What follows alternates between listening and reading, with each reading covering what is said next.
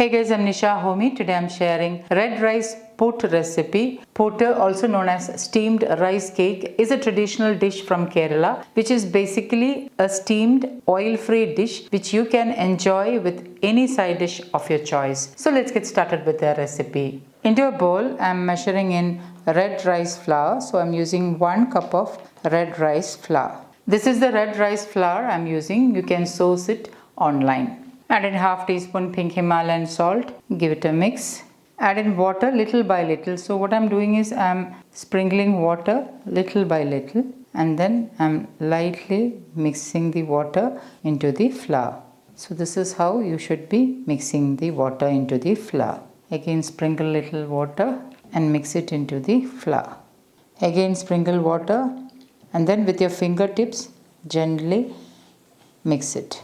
To know whether the mix is ready, just take a small portion and press it tightly, and if it retains the shape, then that means the flour is ready to make puttu. So just crumble it up. To get this consistency, I used a little more than 1/4 cup of water. You could say 1/4 cup plus 1 tablespoon extra water, and you just need to make sure that the flour is of this consistency. So you have to mix it very gently with your fingers as I am showing in the video. Now this is the perfect consistency, and I'm going to let it rest for about 5 minutes, and then I'll show you how to make soft and delicious puttu with red rice.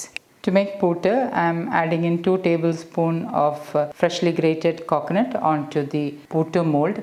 This is the shape of the traditional puttu maker. It is of a cylindrical shape, but today I'm using this puttu maker, which you can easily source online. So once the coconut is added, and I'm filling the mold with the prepared puttu mix. So red rice is rich in antioxidants. The high fiber will help to keep you feel fuller for a longer time. Now when you're adding the flour into this, do not press it with the spoon tightly. If you press it with the spoon tightly, then it will become very hard. We need soft puttu, so for that little aeration is needed. So just place the flour on top like this and do not press it down, and cover it with the lid.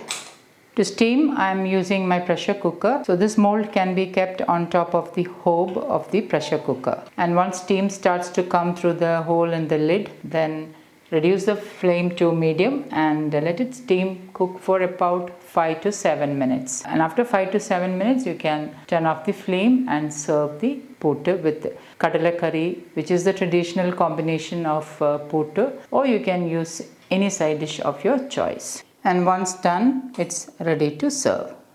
And my super healthy red rice puttu is ready to serve. I'm enjoying it with Kerala style kadala curry. So guys, do try this red rice puttu and let me know in the comments how it turned out. Thank you for watching, and until next time, take care. Bye bye.